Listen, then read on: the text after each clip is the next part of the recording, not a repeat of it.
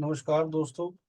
आज आपके सामने पत्री daily message book part 2 volume 2 के नए अध्याय के साथ उपस्थित हो।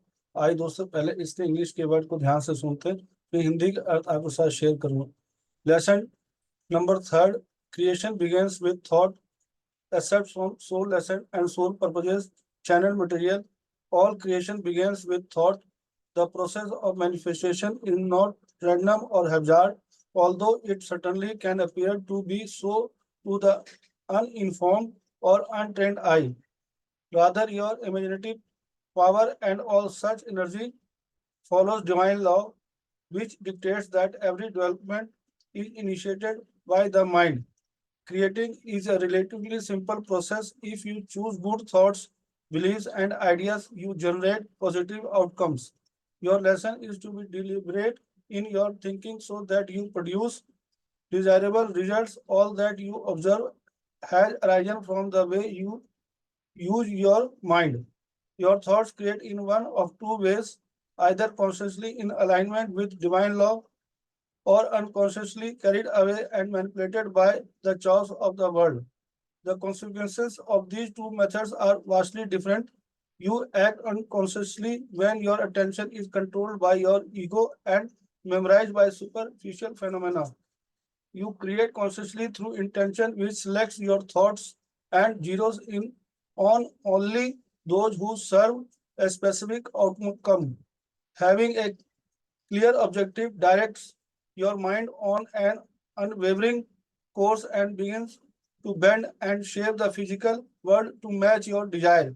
What appears resistant gives way to cooperation, and what was a struggle gives way to ease. Intention dictates the course of creativity as it unfolds. The universe submits an unyielding intention because it is in the nature of divine law. No thought is neutral or benign. All beliefs have power, and when you concentrate that force and direct it, whether consciously or consciously, it is bound to manifest something without expectation. आइए दोस्तों, इसको हम दोबारा ध्यान से सुनते हैं। Lesson third, creation begins with thought, except from soul lesson and soul purpose channel material. All creation begins with the thought. The process of manifestation is not random or haphazard, although it certainly can appear to be so to the uninformed or untrained eye. Rather, your imaginative power and all such energy follows divine law, which dictates that every development is initiated by the mind. Creating is a relatively simple process. If you choose good thoughts, beliefs, and ideas, you generate positive outcomes. Your lesson is to be deliberate in your thinking so that you produce desirable results. All that you observe has arisen from the way you use your mind. Your thoughts create in one of two ways, either consciously in alignment with divine law or unconsciously carried away and manipulated by the chaos of the world. The consequences of these two methods are vastly different. You act unconsciously when your attention is controlled by your ego and memorized by superficial phenomena. You create consciously through intention, which selects your thoughts and zeroes in on only those who serve a specific outcome. Having a clear objective directs your mind on an unwavering course and begins to bend and shape the physical world to match your desire. What appears resistant, a struggle gives way to ease. Intention dictates the course of creativity as it unfolds. The universe submits to unyielding intention because it is in the nature of divine law. No thoughts in neutral or benign.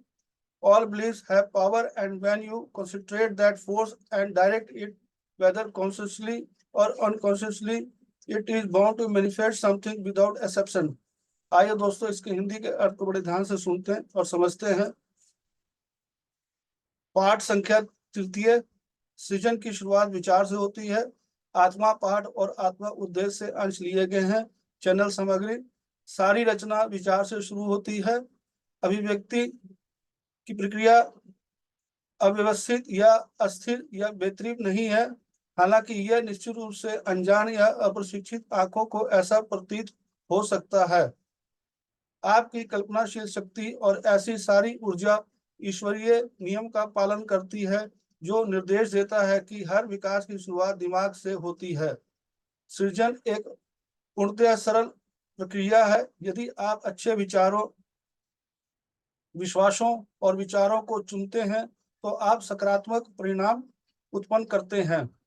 आपका पाठ अपनी सोच में विचारशील होना है, ताकि आप वांछनीय परिणाम उत्पन्न कर सकें। आप जो कुछ भी देखते हैं, वो आपके दिमाग का उपयोग करने के तरीके से उत्पन्न हुआ है। आपके विचार दो तरीकों में से बनते हैं, या तो सचेत रूप से ईश्वरीय कानून के अनुरूप, या अनजाने में दुनिया की अराजकता से दूर और चालाकी से। इन दोनों तरीकों के परिणाम काफी भिन्न हैं। जब आपका ध्यान आपके अहंकार द्वारा नियंत्रित होता है और सतह की घटनाओं से मंत्र मुक्त हो जाता है, तो आप अनजाने में कार्य करते हैं। आइए दोस्तों, इसके आगे हम ध्यान से सुनते हैं। आप जानबूझकर इरादे के माध्यम से निर्माण करते हैं, जो आपके विचारों को चयन करता है और केवल उन लोगों को पर ध्यान केंद्रित करता है जो एक विशिष्ट परिणाम प्रदान करते हैं। एक स्पष्ट उद्देश्य रखने से आपका दिमाग एक अटूट मार्ग पर निर्देशित होता है और आपकी इच्छा से मेल खाने के लिए भौतिक दुनिया को मोड़ना और आकार देना शुरू कर देता है। जो बाधक प्रतीत होता है, वो सहयोग का मार्ग प्रशस्त करता है, और जो संघर्ष का वो सजगता का मार्ग प्रशस्त करता है। इरादा रचनात्मकता के विकास की दिशा तय करता है, जैसे वो सामने आती है। ब्रह्मांड अटल इरादों के अधीन है, क्योंकि वह प्रकृति में है। ईश्वरीय कानून का कोई विचार तटस्थ या सौम्य नहीं होता। सभी मान्यताओं में शक्ति होती है, और जब आप उस शक्ति को केंद्रित करते हैं और उसे निर्देशित करते हैं, चाहे सचेत रूप से या अनजाने में, या बिना किसी अपवाद के, कुछ ना कुछ प्रकट करने के लिए बाध्य है। आइए दोस्तों, इसको हम दोबारा ध्यान से सुनते हैं।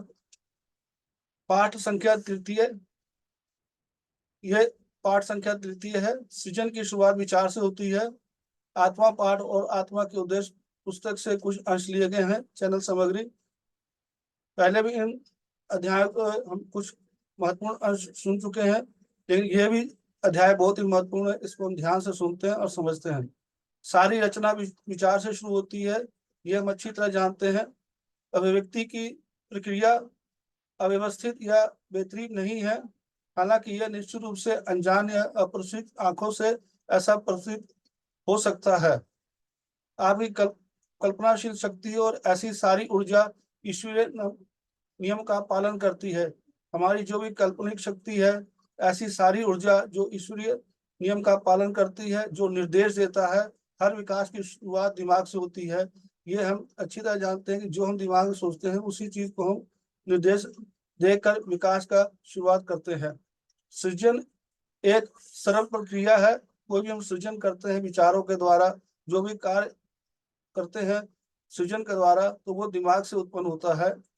यदि आप अच्छे विचारों, विश्वासों और विचारों को चुनते हैं, तो आप सकारात्मक परिणाम को उत्पन्न करते हैं। अगर हमारे अंदर अच्छे विचार, अच्छे विश्वास रहेगा, विचारों की चुनाव सही होगा, तो हम सकारात्मक परिणाम को उत्पन्न करेंगे।